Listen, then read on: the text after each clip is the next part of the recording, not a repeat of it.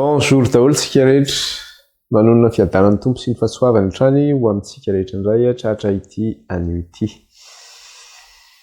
Mankalaza an'Andriamanitra tsika midera azy, manome voninahitra azy, izy nahary lanitra sy ny tany izay rehetra eo aminy, voninahitra ho an'ilay nahary. Halleluia, halleluia.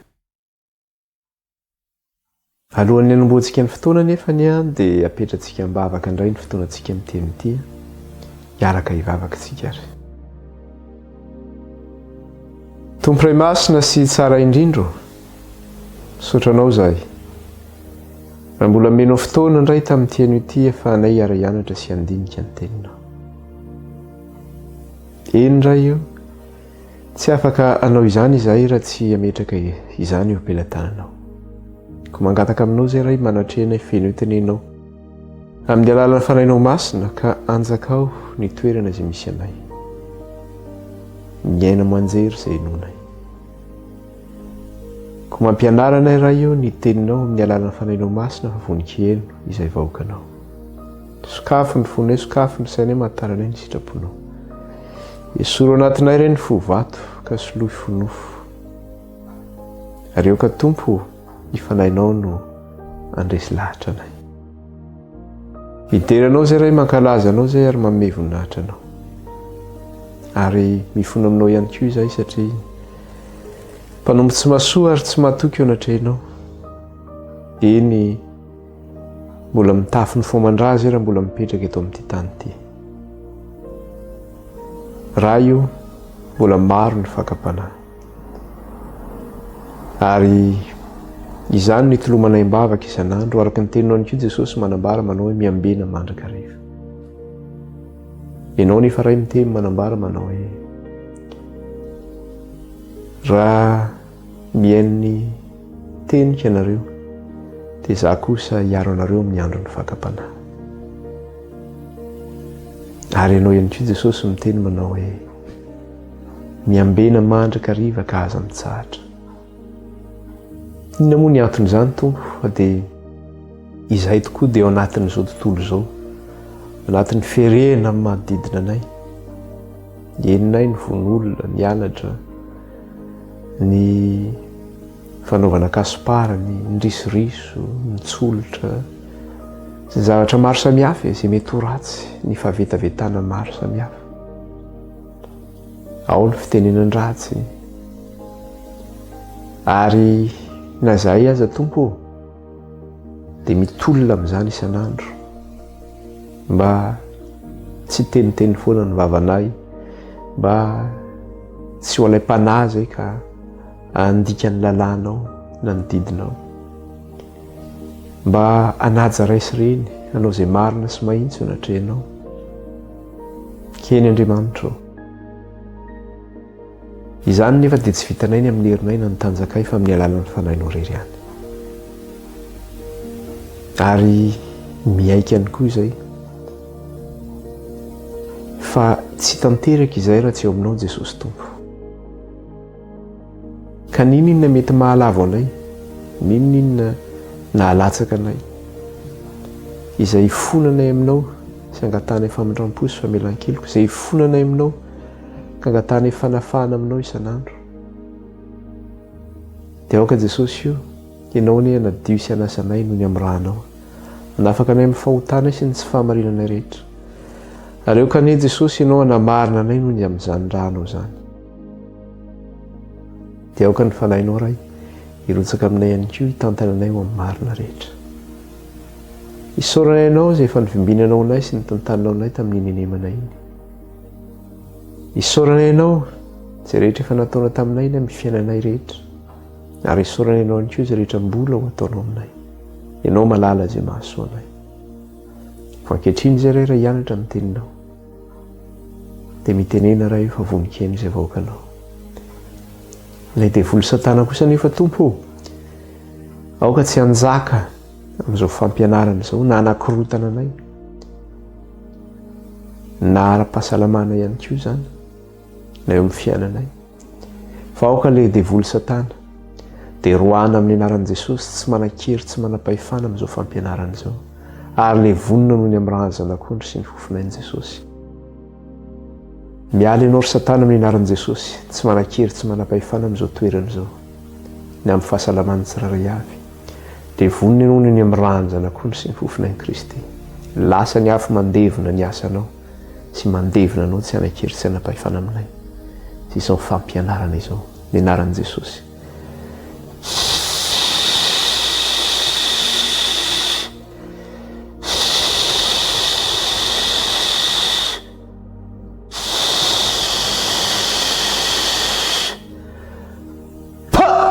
Ravy satana ny am'ranjana koa sy ny fofona an'i Jesosy. Tsy manan-kery tsy manam-pahefana amin'izao fampianarana izao, tsy manan-kery tsy manam-pahefana amin'ny tokantrano, tsy manan-kery tsy manam-pahefana amin'ny fahasalamany tsirairay avy. Dia rainy ianao Andriamanitra ray ka lazay ny anaranao mena voninahitra ny ianao. Misaotra Tompo ny amin'ny ny anonao ny fitarainanay ny amin'ny aretina izay nahazo anay, ka nanasitrananao anay tamin'izany. Ary mbola misy ihany koa tsy salama mihaino izao fampianarana izao, dia aoka Jesosy ilay dia kapoka taminao ny anasitrananao azy ireo.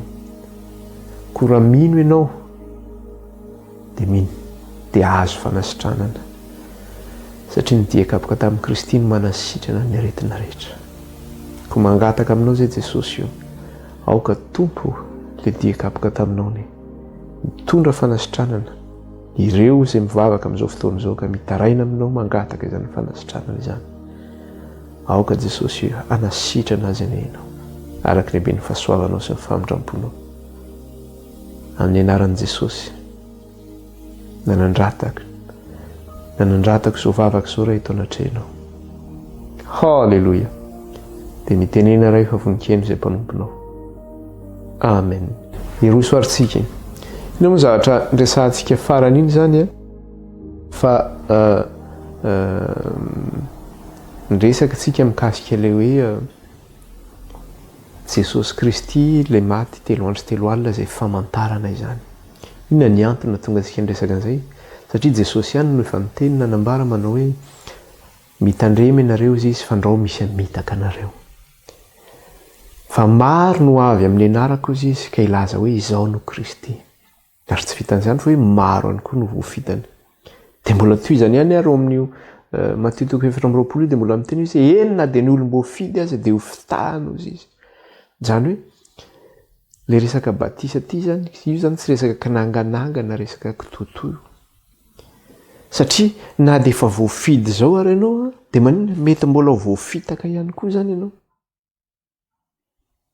Ka ny filazan'ny sasany manao hoe izay akanjo anaovanay rehefa izay efa vita batisa tamin'ny mbola kely fa tsy maninona zany. Na ihany koa izy milaza manao hoe izay rehefa natao batisa amin'i Jesosy dia efa vita zany, efa tsy mila zany Jesosy hoe maty 3 andro 3 alina zany. Tsy zangy no miteny an'izany. Fa Kristy no miteny an'izany satria inona ny zavatra hitantsika tao anatin'ilay izy. I Kristy dia zao hoe famantarana maninona? Famantarana ho lavina Kristy. Hitantsika izay no resantsika farany hoe Kristy dia famantarana ho lavina. Kristy ozy izy dia zao hitondra fianjerana eo amin'ny zanak'Israely. Hitondra fananganana ihany koa amin'ny zanak'Israely. Ary ho famantarana izay maninona? Ho lavina ozy izy. Famantarana izay ho lavina. Zany hoe izay zany amin'ny Kristy. Tenin'ny soratra masina nefa dia manambara, Kristy no miteny, manambara manao hoe tsy maintsy ho tanteraka izay rehetra nanoratana ao amin'ny soratra masina ozy izy. Jesosy no miteny an'izay. Raha ny soratra masina zany milaza manao hoe Kristy dia hoe tokana ihany ny famantarana omeko anareo izy Kristy. Tahaka ny Jona 3 andro 3 alina tao an-kibony hazan-drano dia tahaka an'izay koa ny toeran'ny zanak'olona 3 andro sy 3 alina ao an-kibony tany. Dia tanteraka zany tsy izany no miteny an'izany nanamorona an'izany fa tenin'ny Kristy zany. Karaha Kristy ara no miteny an'izany tanteraka ve zany satria satsika marina no Kristy ka laza hoe ngay dia voatery hoe tanteraka raha teny ohatr'izany. Dia ohatr'izay foana angela izy. Dia mianaranga ianao ny ampianarany. Ohatra hoe manaova matematika ianao. Dia misy formule zany hoe tiany hitondrana an'ity mameno izao équation zao zany. de manao an'izay anao de diso le formule anao de zay nga voatery hoe tsy maintsy formule io nampiasaina de aotra ny azonao any atody de ohatr'zay raha my fiainana andavanandro ohatr'zay manina ao amin'Andriamanitra ve de misy kototo ohatra zany tadidio tsara fa Andriamanitra marina, Andriamanitra tanteraka, Andriamanitra tsy misy tsiny ary ny tenin'Andriamanitra de milaza aoka ny olona rehetra ho mpandainga fa Andriamanitra rery ihany no lazaina fa marina ozy izy de ny soratra masina no milaza an'izany zay no matanteraka an'izay zavatra zay zany ka io famantarana zay ho lavina io zany hoe Kristy de famantarana azy de mikasika n'inona izy io mikasika ny nahafatesan'ny Kristy zany izy io de le famantarana zay lazaina mihitsy de le hoe Jesosy tahaka ny Jona 3 andro 3 alina tao akibon'ny hazan-drano de tahaka izay ny toeran'ny zanak'olona 3 andro 3 alina ao akibon'ny tany de ty mbola misy toko sy andinina anankiray mbola tsy hitantsika ihany koa ny teny an'izay ary ny apôstôly Paoly no milaza anazy ity Korinthianina voalohany toko 5:10 jerentsika kely izy io Korinthianina voalohany toko 5:10 andininy 7 sy ny 4 Korinthianina voalohany toko 5:10 andininy 7 sy ny 4 de inona ny zavatra resahany eto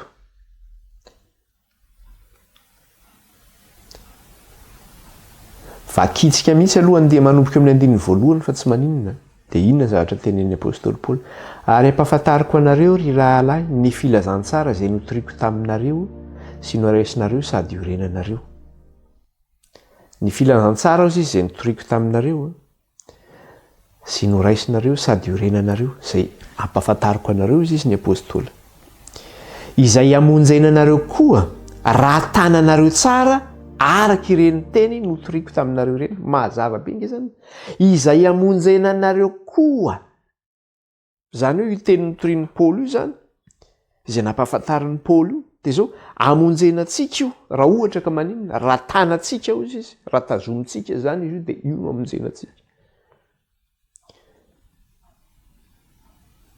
andininy 7 fa natolotro anareo ho isan'ny zavatra voalohany indrindra ilay noraisiko zany hoe ny fampianarana zay notorian'ny apôstôly Paoly zany de fampianarana koa zany noraisiny ihany koa zany kanefa io zany no amonjainantsika ozy izy raha ohatra ka maninona raha tanantsika zany izy io fa natolotro anareo isan'ny zavatra voalohany indrindra zay ilay noraisiko de izao Kristy maty no ny fahotantsika araka ny soratra masina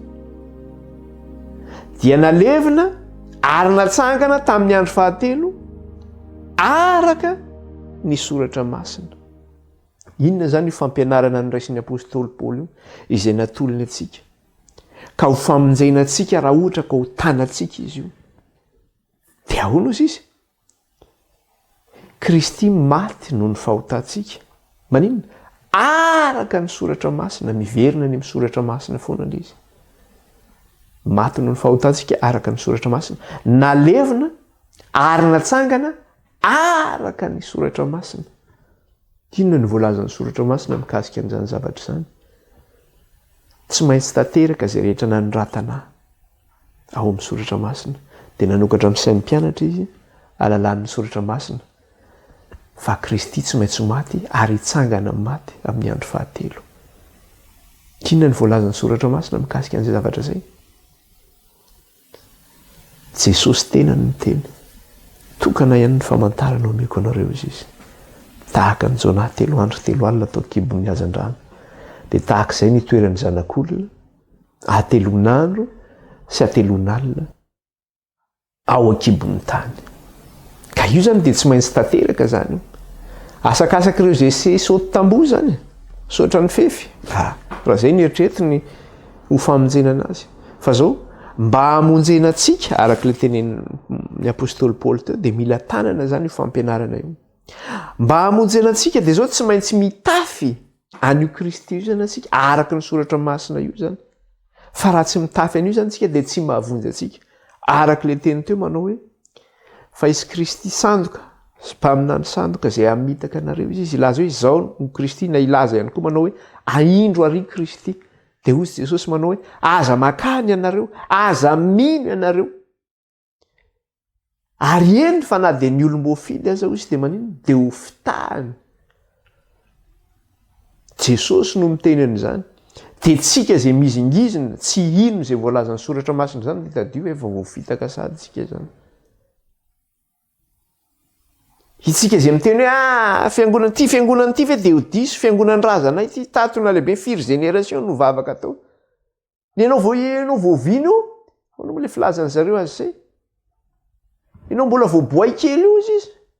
Na mbola vao manditsy hafatavony io ve mba hampianatra anay?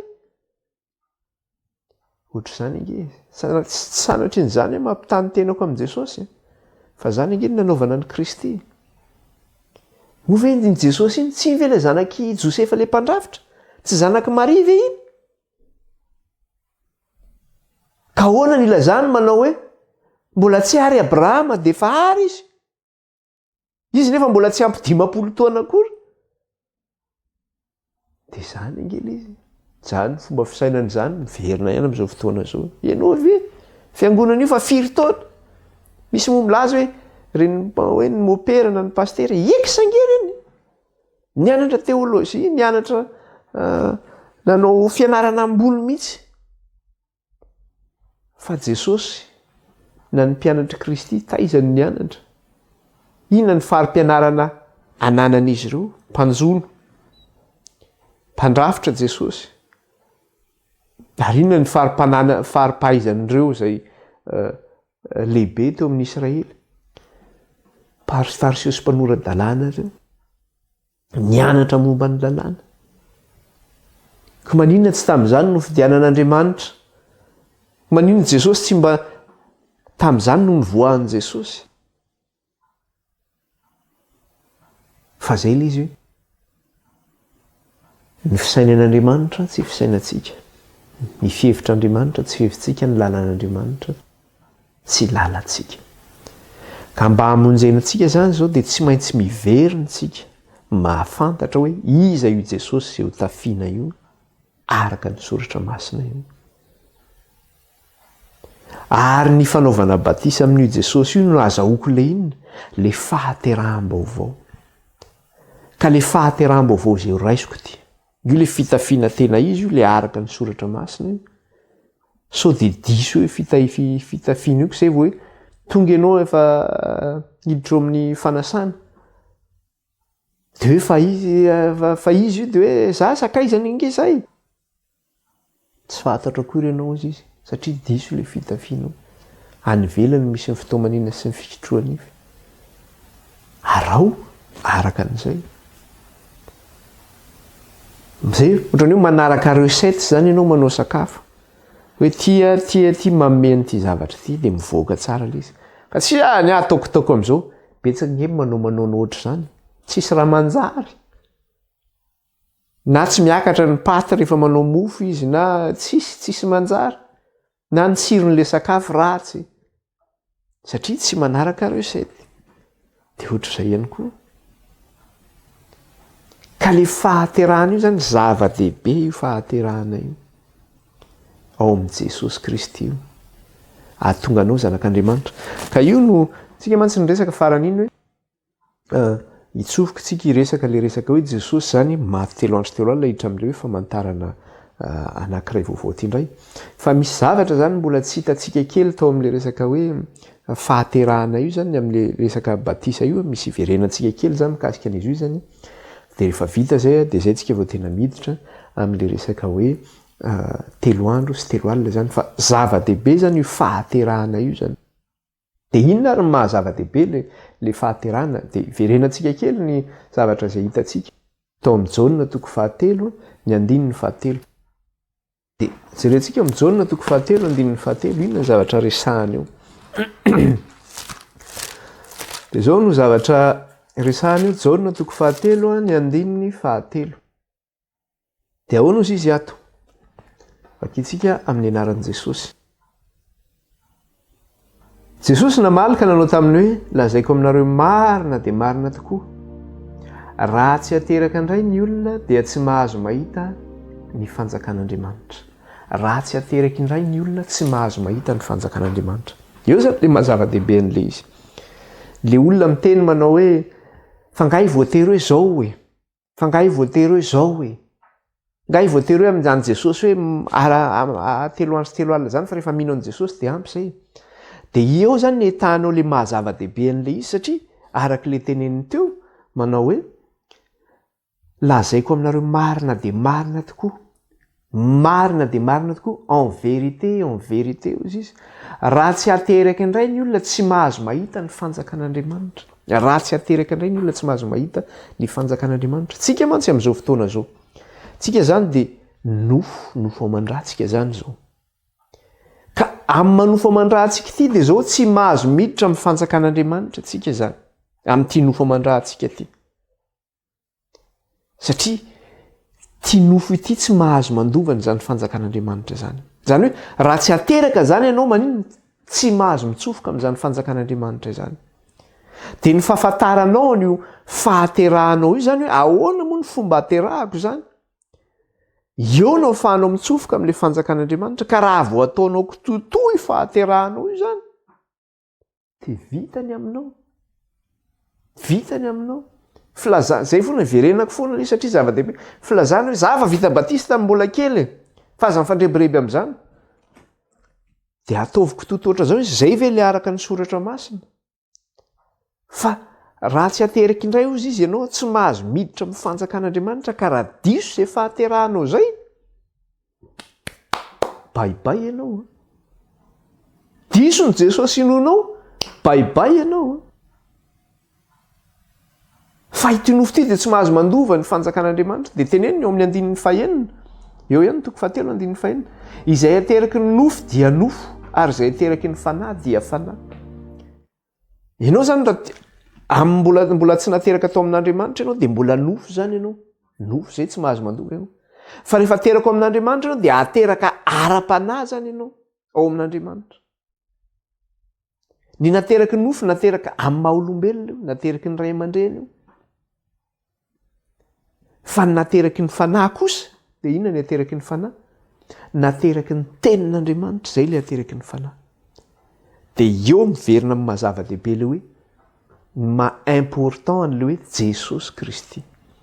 Satria ny fahaterahana ara-panahy dia zao hoe nateraky ny tenin'Andriamanitra. Iza nefa io tenin'Andriamanitra io? Jesosy Kristy io tenin'Andriamanitra io.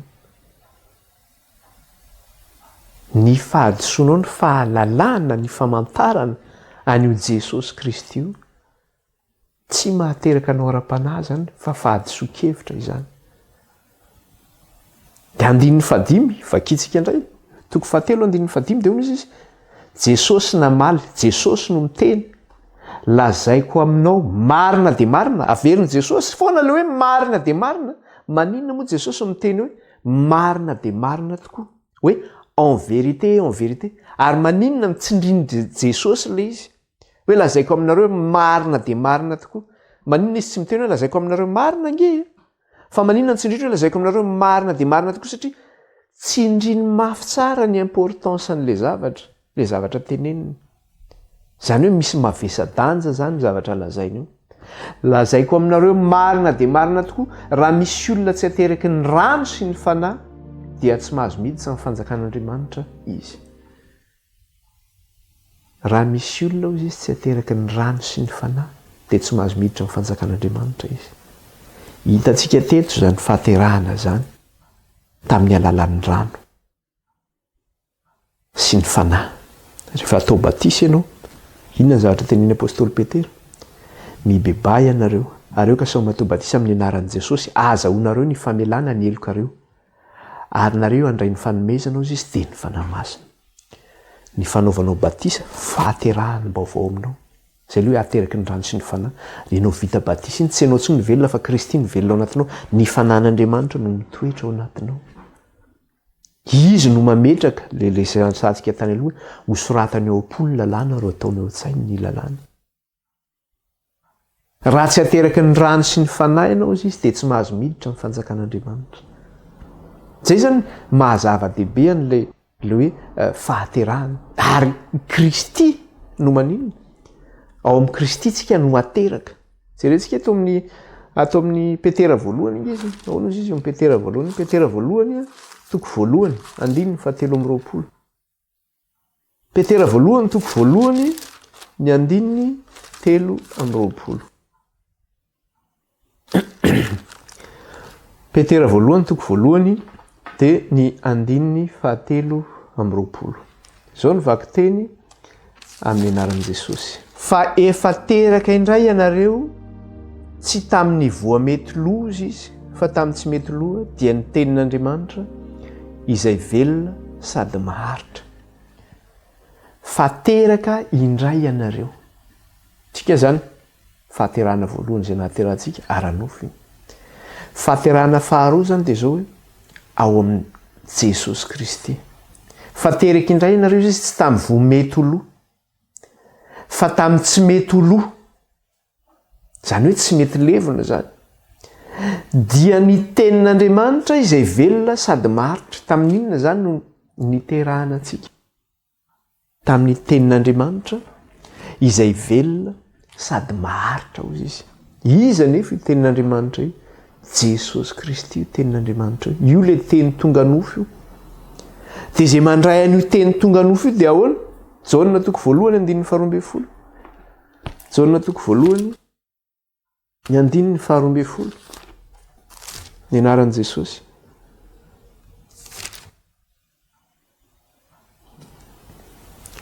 Fa izay rehetra nandray azy dia nomeny hery ho tonga zanak'Andriamanitra, dia izay nino ny anarany hozy izy. Izay rehetra nandray azy dia nomeny hery ho tonga zanak'Andriamanitra, dia izay nino ny anarany. Nino ny anaran'i Kristy. Nandray an'i Jesosy ho tombo sy mpamonjy ny fiainana, mino fa zanak'Andriamanitra izy. Mino fa izy le teny tonga nofo. Mino fa ateraka ao aminy no andovana ny fanjakan'Andriamanitra. Mino ny fanantarany, ny nahafatesany, ny nilevenany, ny nitsanganany. Io zany no azonao ny fanjakan'Andriamanitra. Io ny fahaterahana izay atao aminao. Tsy tamin'ny voa mety ho loha, fa tamin'ny tsy mety ho loha. Dia tamin'ny tenin'Andriamanitra izay maharitra hozy izy. Zay zany no niterahana antsika. Nahoana zany? Dia eo ilay lafiny anankiray. Maninona tsika ny tsy maintsy ateraka zany? Satria eo no andovantsika ny fiainana mandrakizay. Ary maninona ihany koa ny lafiny anankiray hoe maninona itsika manofo antsika ity zany no tsy afaka mandova ny fanjakan'Andriamanitra. Inona ny anton'izay zavatra zay? Ny antony dia zao. Satria ity nofo ity zany dia tsy mahafantatra ny sitrapon'Andriamanitra io. Ity nofo ity mitondra antsika amin'ny fahafatesana io, satria zavatra tianyty nofo ity ho atao dia zao mandeha amin'ny filany sy ny fanindriny ary manohatra ny sitrapon'Andriamanitra. Ka zay ny antony mahatonga antsika hoe tsy maintsy ateraka. Zany hoe tsy maintsy esorina zany le nofontsika io, le filany io nofo io, mba handivantsika le fiainana mandrakizay. Satria tsy mahalala ny sitrapon'Andriamanitra ary tsy mety manao ny sitrapon'Andriamanitra. Ary ito nefa dia zao mitondra antsika mankany amin'ny fahafatesana. Romanina 5:9 jerentsika. Romanina 5:5 sy ny 9. Romanina 5:9 ny 5 sy ny 9. Izay araka ny nofo dia mihevitra izay zavatry ny nofo. Fa izay araka ny fanahy kosa dia mihevitra izay zavatry ny fanahy. Tsika nateraka ara-nofo ity zany dia inona ny zavatra? Mihevitra ny zavatry ny nofo foana tsika. Fa rehefa nateraka ao amin'ny Kristy tsika, le hoe nateraka ara-panahy zany tsika, dia iny lasa mihevitra ny zava-panahy tsika, zay momba an'Andriamanitra. Zay zany lasa fiainantsika zany zay. Dia 5 sy 9 toy izany ihany le izy. Satria fandrafiana an'Andriamanitra ny fihevitry ny nofo. Zany hoe manohatra an'Andriamanitra zany ny nofo. Fa tsy manaiky ny lalàn'Andriamanitra izy, sady tsy hainy akory zany. Izy zany tsy manaiky an'io mihitsy. Jereo nge ty nofo ty rehefa miteny ianao hoe tsy azo atao zao zavatra zao, fa vao maika izy te hanao n'iny zavatra iny izy. Rehefa misy zavatra ataonao hoe interdit dia vao maika manohatra an'izay izy. Zay ny zavatra tedavana. Zany hoe ty nofo ty zany tsy mahay manino, tsy mahay mankatò lalàna zany ty. Fa manohatra ny lalàna ihany no ainy. Fantatsika nefa fa ny nofo, na hoe ny vokatry ny nofo zany dia zao fahotana ny nofo. Ary rehefa mandika lalàna ianao dia manino mitondra anao amin'ny fahafatesana zany zay. Ka zay ny mantony hoe tsy mahatonga antsika zany tsy manino mahatonga antsika tsy maintsy hoe ateraka ara-panahy. 9:70 eo ihany dia inona mbola resahana eo. Raha velona araka ny nofy ianareo dia tsy maintsy maty. Zany maty ianao zany raha velona araka ny nofy. Tsisy hevy, tsisy solution zany. Tsy azo ialana zany io. Rehefa araka ny nofy ianao tsy mety ateraka zany ianao na izy ianao. Raha eto amin'ity tany ity zany ianao mbola misy ny atao hoe passe droit. Ohatrany hoe tsy fantatrao nga fa za nge zanaky ny mpanjaka. Na hoe za fantatro ange ministra. Dia izay fahalalana izay dia afaka manokatra varavarana betsabetsaka izay. Afaka manao izay tiany ataony izay. Fa ao amin'Andriamanitra zany tsisy resaka zany izay. Inona ny teneny teo? Fa raha velona araka ny nofy ianareo dia tsy maintsy maty. Jereo Jesosy Kristy zanak'Andriamanitra. Natao batisa Jesosy. Izao no ataovy ahatanteraka ny fahamarinana rehetra. Tsy tanteraka zany le fahamarinana raha tsy nanao an'izay batisa zay koa Jesosy. Dia tsy maintsy nandalo amin'izay tsika rehetra. Fa io tsisy passe droit ohatra ny eto amin'izao tontolo izao. Ty zanaky ny mpanjaka ty zao. Fa Jesosy nandalo zavatra be dehibe. Nampitoviana tamin'ny olona izy. Nandray ny endrik'olona izy. Nijaly ory tahaka ny olombelona izy. Nizaka ny fahoritsika izy. Niara ory tamintsika izy. Nitondra ny fahotantsika izy. Fa raha velona araka ny nofy ianareo dia tsy maintsy maty. Dia toy izany, fa raha ny fanahy no hamonoanareo ny asan'ny tena dia ho velona ianareo. Inona io fanahy io? Io nge le fahaterahana io. Io mantsy ny be dehibe ny olona mandray an'io dia velona araka ny fanahy. Dia hoe mandeha araka ny fanahy fotsiny dia mivavaka dia mangataka ny fanahy. Fa le fanahy resahana eto inge. Ahoana no andraisanao an'io fanahy raha tsy niara-maty amin'ny Kristy ianao? Raha tsy nateraka indray ianao? Zany hoe le batisa zany no andraisanao an'io fanahy io. Ahoana izy fa raha ny fanahy no hamonoanareo ny asan'ny tena dia ho velona ianareo. Zany hoe ny fanahy no hamonoana ny asan'ny nofy zany dia ho velona ianareo. Le fahateraham-baovao zany ao amin'i Jesosy Kristy. Dia jerentsika ihany koa aty amin'ny Romanina toko 9 ihany. Eo akaiky eo ihany, eo amin'le 4:12. Dia ahoana izy? Fa izay tarihan'ny fanan'Andriamanitra no zanak'Andriamanitra. Io le araka le teneniko teo hoe resahana foana ange ohatrany hoe raisina fotsiny zao le toko aty amin'ny 9:9 zany dia miresaka hoe fa raha fanahy no hamonoana ny asan'ny tena dia ho velona nareo. Dia tenenina koa izay tarihan'ny fanan'Andriamanitra ny zanak'Andriamanitra. Dia ohatrany hoe mangataka ny fanahy fotsiny zany. Fa ny tena zavatra resahana eto ange le resaka batisa ange ny tena resahana io. Raha ny fanahy no hamonoana ny asan'ny tena dia ho velona nareo. Ino io fanahy io? Le batisa ny fanahy masina io. Dia toizany ihany le izy. Fa izay tarihan'ny fanan'Andriamanitra no zanak'Andriamanitra. Ka rehefa natao batisa ho amin'ny Kristy ianao dia ny fanan'Andriamanitra no mitoetra ao anatinao. Ary ny olona mandray n'izany fanan'Andriamanitra zany dia olona vita batisa izany. Ka izay olona vita batisa no antsoina hoe zanak'Andriamanitra.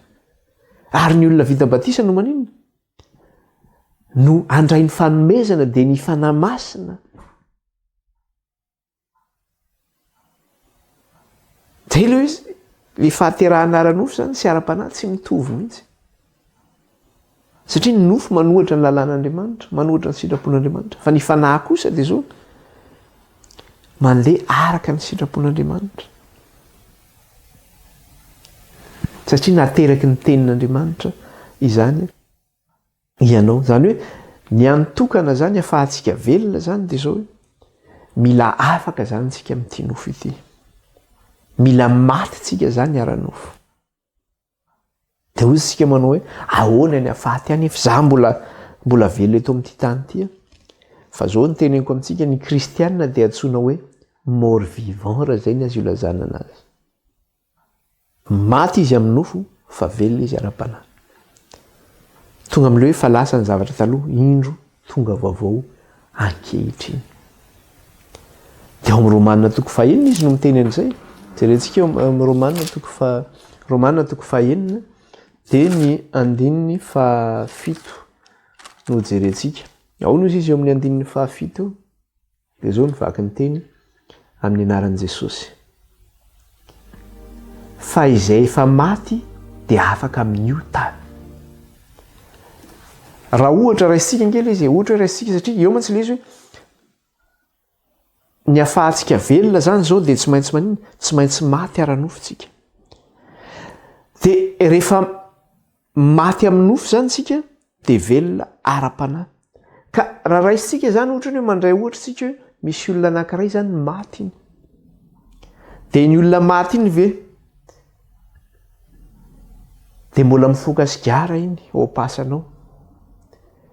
Iny olona maty iny ve mbola lasa izy mandeha mivoaka kely, andeha hijangajanga kely aloha dia mivelona atondray rehefa avy eo. Andeha hangalatra na mbola mahavita mamono olona, mbola mahavita mandeha mirevy izy. Efa maty ny olona maty dia zao tsy maheno na inona na inona intsony ary tsisy ifandraisany amin'ny velona intsony izy rehefa maty. Vitany aminy. Zany hoe tsy afaka mandeha amin'ny filana ara-nofo sy ny faniriany intsony zany izy. Ianao ihany koa zany raha maty eo amin'ny Kristy dia manahoana zany ny itoeam-panahinao zany.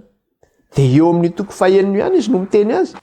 Dia vakiantsika andininy faraky ambin'ny folo. Dia ahoana izy andininy faraky ambin'ny folo? Ary aoka ho tahaka izany koa ianareo, ka ny tenanareo dia ataovy efa maty ny amin'ny ota fa velona ho an'Andriamanitra ao amin'i Jesosy Kristy. Zay zany ny zavatra itsika.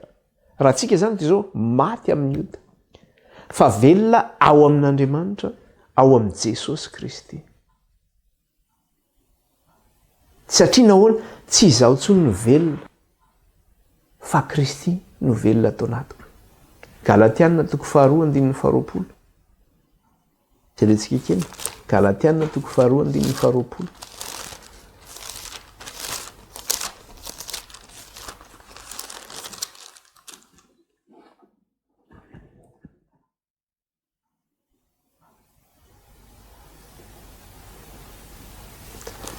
Ny anaran'i Jesosy. Voaombo miaraka amin'ny Kristy amin'ny hazo fijaliana ary tsy izaho intsony ny velona fa Kristy no velona atao anatiko.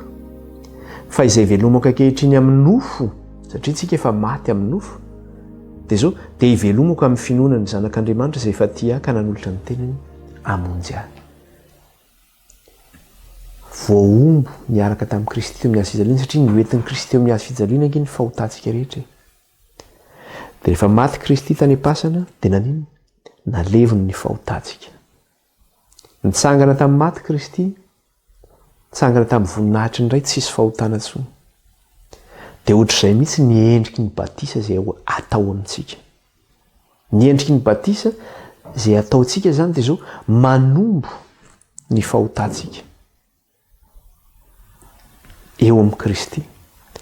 Dia alevina miaraka amin'izay ao amin'ny batisa ny fahotantsika, alevina ao amin'ny nahafatesan'i Kristy. Mitsangana amin'ny batisitsika, mitsangana amin'ny fiainam-baovao. Tahaka ny Kristy nitsangana tamin'ny voninahitry indray. Dia eo amin'ny toko 5:420 izy dia mbola tohizany ihany izay teny izay. Toko 5:420 dia hono izy.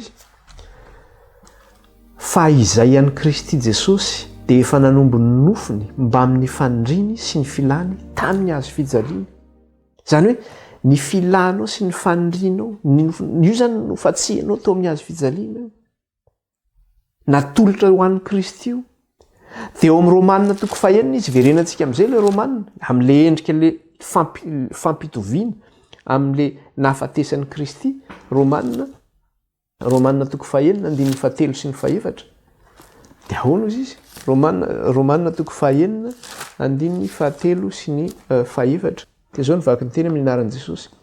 Tsy fantatrareo va fa na iza isika no efa natao batisa ho amin'ny Kristy Jesosy Averiko tsara tsy fantatrareo fa na iza isika no efa natao batisa ho amin'ny Kristy Jesosy dia natao batisa ho amin'ny fahafatesany,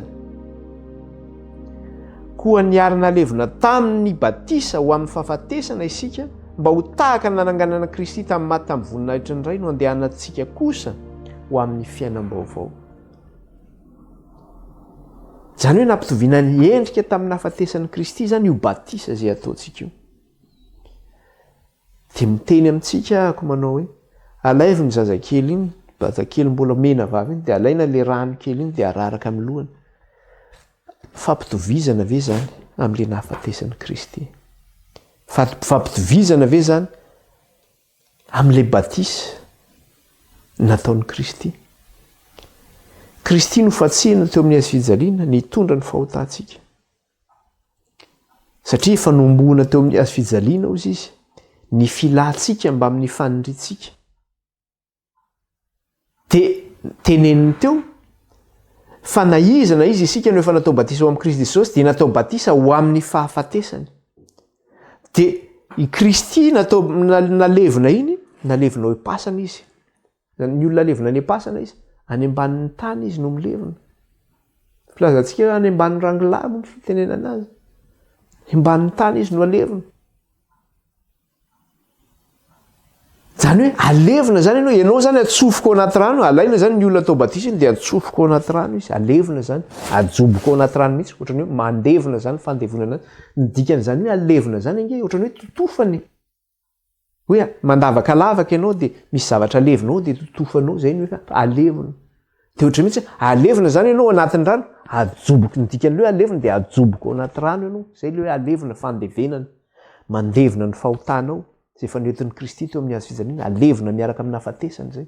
Dia ianao mitsangana iny zany ao anaty rano, mitsangana amin'ny voninahitry ny ray zany ianao, tahaka ny nananganana ny Kristy tamin'ny maty. Ka Kristy natsangana tamin'ny maty tsy nisy fahotana intsony satria efa naleviny tao pasana ny fahotana. Ianao ihany koa zany natao batisa dia efa nalevina tao daholo zany ny fahotanao sy ny tsy fahamarinanao rehetra zany. Dia tsy misy intsony zay fa mitsangana amin'iny ianao, mitsangana amin'ny fiainam-baovao zany ianao. Koa niarina levina tamin'ny batisa ho amin'ny fahafatesana itsika mba ho tahaka ny nananganana ny Kristy tamin'ny maty tamin'ny voninahitry ny ray no andehanantsika kosa amin'ny fiainam-baovao izy. Dia amin'ny alalan'io batisa io zany no ahafahantsika mamono ny asan'ny nofo, ny asan'ny nofo izay mangeja antsika sy ny filany, mba ahafahantsika ho velona zany amin'ny asan'ny fanahy. Mba ahafahantsika ho velona amin'ny alalan'ny fanahy, amin'ny alalan'ny asan'ny fanahy. Dia izay mahatonga azy miteny atao amin'ny Galatiana toko 5:5-10. Jerentsika, Galatiana toko 5:5-10. Galatiana toko 5:5-10. Dia izao no vaky ny teny amin'ny anaran'i Jesosy.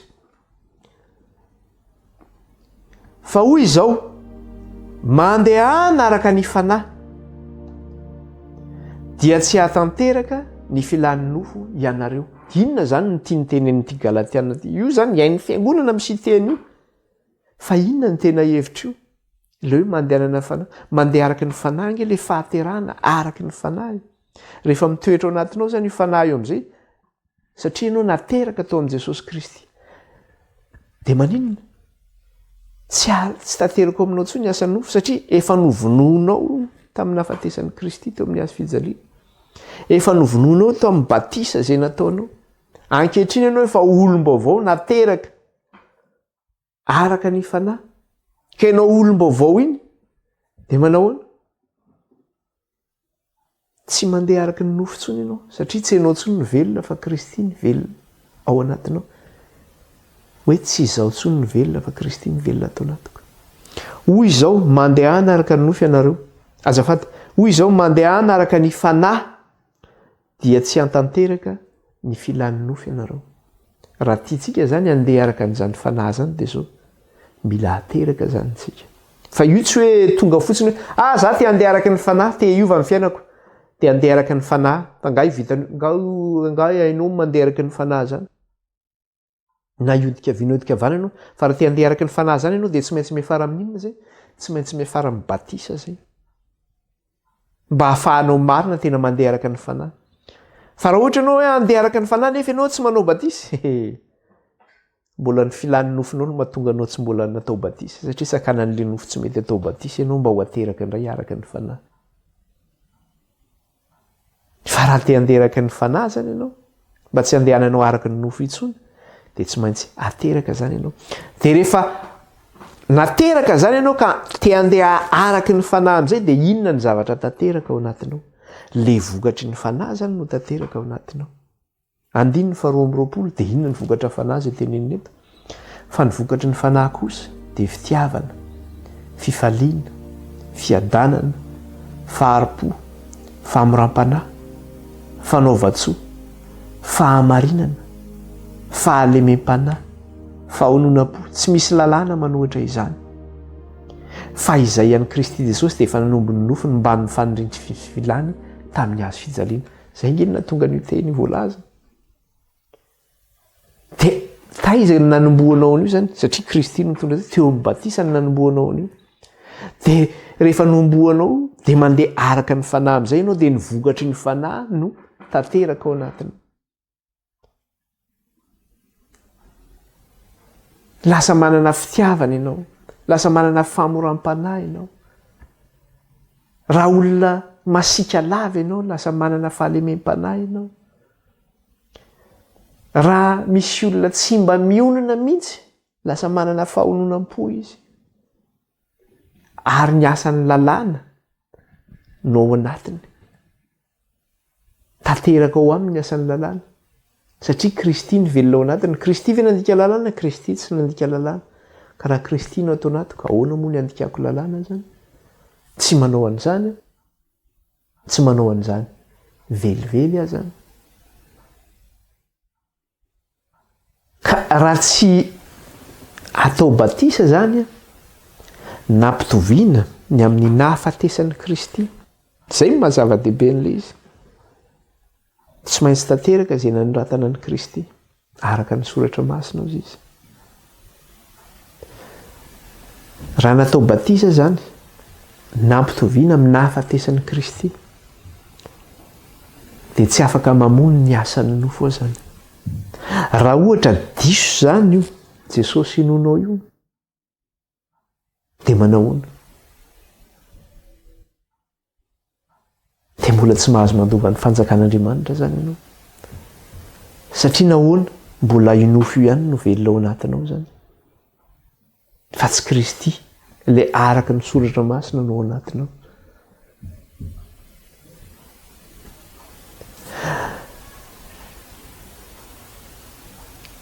Ny fahaterahana vaovao zany dia zao hoe lasa inona zany tsika? Lasa zanak'Andriamanitra zany tsika.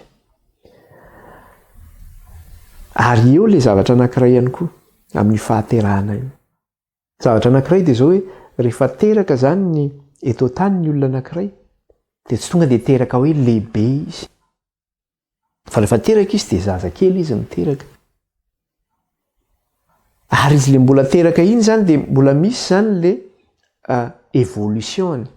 Inona moa tiana tenena amin'izy hoe rehefa mielehibe zany ny zaza, izay izy vao maninona? Vao mampiatra ny fahotana. Zany hoe par rapport amin'ny croissance sy ny évolution zany no hitombony ny fahotana ao aminy. Satria iny zany ny zavatra hitany manodidina azy. Ny zaza nge vao teraka tsy hoe manoty izy na manao fahadalàna izy, fa ny ohatra hitany no ampiariny iny eo amin'ny fiainany. Manomboka ao tokantrano io zany io manahoana ny fiainan'ny ray aman-dreniny io. Ray aman-dreny be teny ratsy be iny dia iny ihany ny averiny. Ohatra misy zazakely eny tokotany iny amintsika Madagasikara mantsy dia manao tantara aty eny tokotany zany, hain'ny ankizy tsara le manao tantara. Dia rehefa manao tantara le ankizy dia ny zavatra hitany no ataony amin'ilay tantara. Dia mbola ankizy kely ataontsika hoe 7 taona, 8 taona. Na ataontsika hoe dia eny mbola 7 taona io zany dia manao tantara izy. Dia teny ratsy vararaka fotsiny ny ataony amin'ilay tantara io dia gaga anao ty ankizy kely ty ve dia mahay miteny ratsy be ohatr' izany fa ahoana? Satria izay ny fiainany eo an-tokantrano. Dia averiny zany ilay izy. Ny zaza zany vao teraka mbola tsy mahay an'izany zavatra zany. Fa rehefa mielehibe izy, manomboka mety tonga saina izy, dia manomboka menina memiditra le fahotana zany. Dia io memiditra fahotana io zany ataontsika hoe memiditra izy aty amin'ny manomboka aty amin'ny 7 taona any amin'ny folo, ataontsika hoe 10 taona, dia memitombo io any amin'ny 20 taona, dia memitombo hatrany izy zany 30 taona 50 taona. Zany hoe tena feno fahotana zany ianao any amin'izany 50 taona zany, raha mbola tsy nateraka ao amin'ny Kristy zany ianao dia tena feno fahotana zany ianao. Fa raha nanain'i Jesosy Kristy zany ianao ho tombo sy mpamonjy ny fiainanao dia fahateraham-baovao indray zany miandry ianao. Zany hoe eo zany le hoe miverina tahaka ny zaza. Inona moa le hoe miverina tahaka ny zaza? Satria ny zaza vao nateraka manino tsy manota ny zaza. Hozy Jesosy mantsy ampianana manao hoe avelao ny zaza nantona fa anto azy ny fanjakan'ny lanitra hozy izy. Zany hoe raha tsy miverina tahaka ny zaza zany ianao tsy mahazo mandova ny inona fanjakan'Andriamanitra. Ka zay inona le fiverenanao tahaka ny zaza? Tsy maintsy ateraka zany ianao. Ianao lehibe fa 50 taona iny, hozy Nikodemosy, za fa dadabe ty ve dia ahoana no mbola hiterahako indray za ve hiverina ny ekibondreniko zay? Dia hozy Jesosy nanao hoe ianao mpampianatra ty ve dia tsy mahalala n'izany zavatra zany? Raha ny zavatra eto tany ary izy ny lazaiko aminao tsy fantatro fa ahoana raha lazaiko ny zavatra any an-danitra ianao, ahoana no afantaranao an'izany? Fa ianao zany raha andova ny fanjakan'Andriamanitra dia tsy maintsy ateraka zany ianao. Na 5 taona zany tsika, na 5 taona. Ary fantatsika efa niresahantsika teto hoe tsy maintsy olona tonga saina no ateraka indray, fa tsy hoe zazakely no ateraka. Dia itsika efa adulta zany apartirany 20 taona aty zany, eo zany no ateraka indray zany.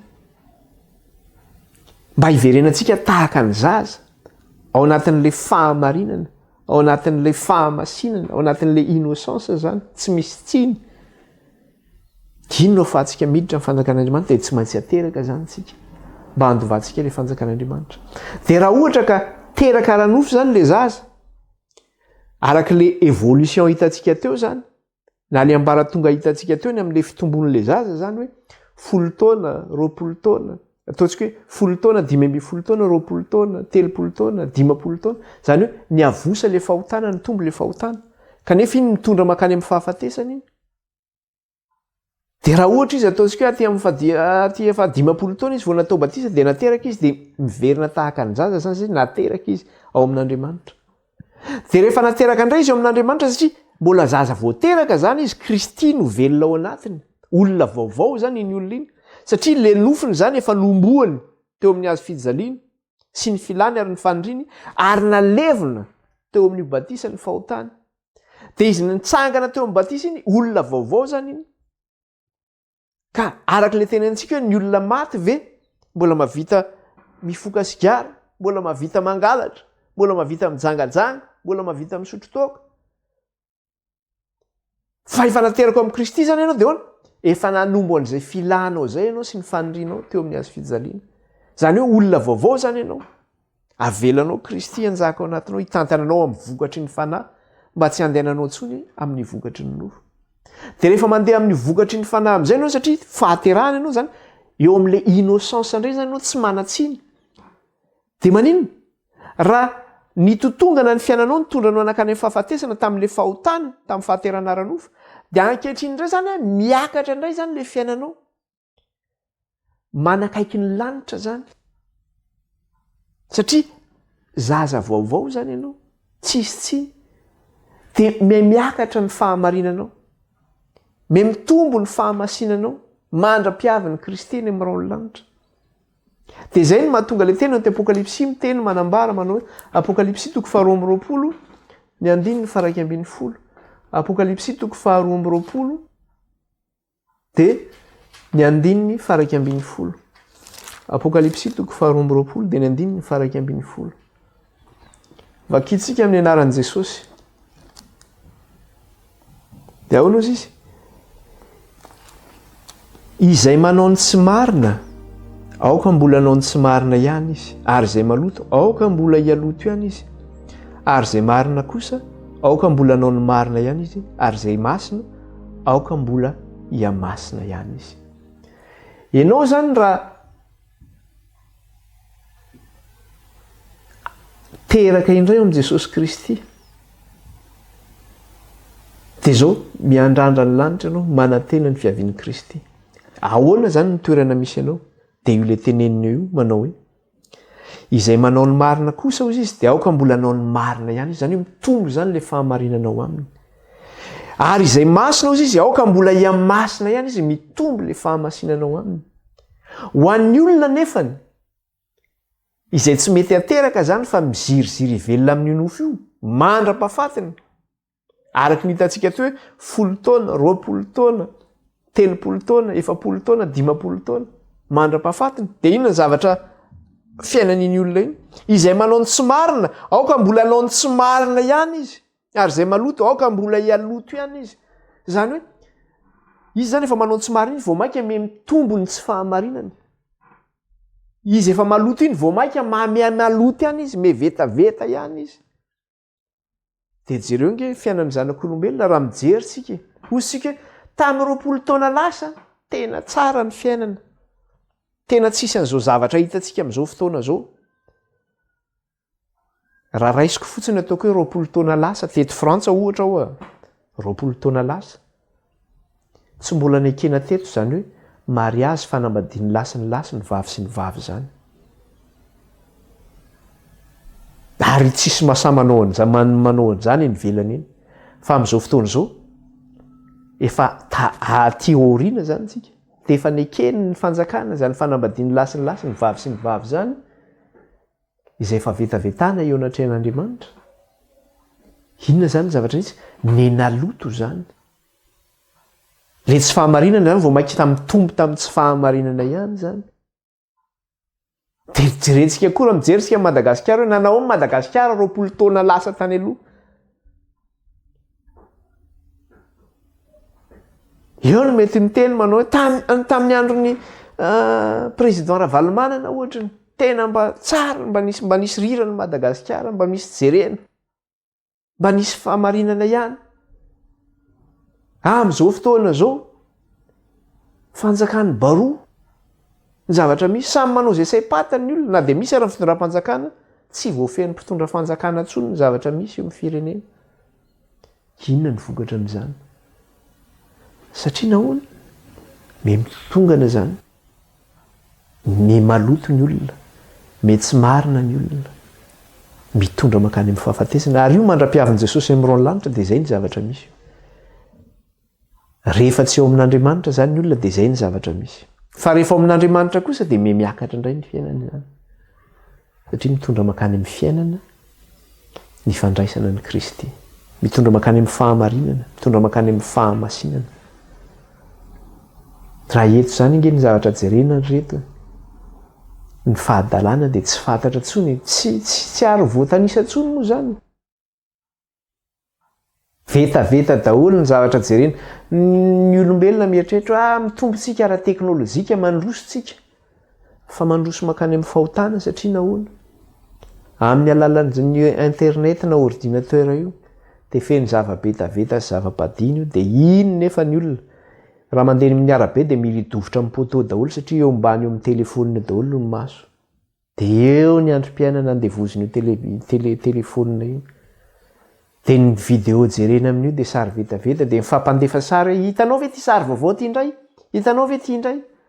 Dia zany ny resaka zany. Miroso makay isika, tsika mieritreritra miroso hoe fandrosoana, fa fandrosoana makany amin'ny ratsy fa tsy fandrosoana makany amin'ny tsara. Dia io indray dia ny zanak'olombelona mandroso makany amin'ny ratsy tena spécialité-ny, fa zay le fandrosoana misy eto. Fa ho antsika zanak'Andriamanitra dia zao mandroso makany amin'ny fiainana ao amin'Andriamanitra. Ny marina aoka mbola marina hatrany, ny masina aoka mbola masina hatrany. Zay le fahaterana amin'ny Kristy. Zay moa zany amin'iny, fa toizantsika indray zany amin'iny hariva iny dia ho hitantsika eo raha tapitra le resaka batisana, mbola tsy tapitra indray fa dia nieritreritra hoe fa hiditra amin'ilay 3 andro 3 alina tsika androany, fa mbola tsy tafiditra indray dia sorantsika n'Andriamanitra ny zavatra rehetra fa misy antony izany rehetra izany. Hivavaka isika hisaotra an'Andriamanitra hamarana ny fotoanantsika ary. Tompo iray masina sy tsara indrindra misaotra anao zay, fa noho ny fahasoavanao dia afaka nianatra ny teninao sy nandinika izany izahay. Tsy tamin'ny herinay raha io na nitanjakay, fa tamin'ny herin'ny fanainao masina irery ihany. Mamindrafo aminay raha io, mamelà ny elokainy amin'ny tsy famendrehanay sy ny tsy fahatanteranay rehetra. Raha mbola misy aminay no mbola mivelona aminao fa mbola tsy nateraka ra-panahy. Ka raha manolo tena ho anao izy Andriamanitra, dia raiso izy. Anisany zanakao, na dia mbola tsy miroso sahady aza amin'izany batisy izany fifao anatin'ny fanoloran-tena. Dia aoka an'izany fanoloran-tena izany Andriamanitra tsy hananan'ilay ratsy fahefana, fa ho tehirizinao amin'ny andro hanatotosany izany batisa izany. Dia misaotra ray fa lehibe ny fitiavanao anay, satria tianao ny andovahanay izany fiainana mandrakizay izany. Dia raina mandrakizay ny anaranao raha io, ny anaran'i Jesosy nandratanay izao vavaka izao eto anatrehanao. Halleluja. Amen. Voninahitra ho an'Andriamanitra rery ihany sorantsika ny tompo izay fampianarana izay indray. Dia ho tohizantsika indray izy amin'ity ny tapany faharoa indray amin'iny ariva iny raha sitrapon'Andriamanitra. Dia manao antsika baibay indray ray aloha, mandra-pionantsika indray. Baibay.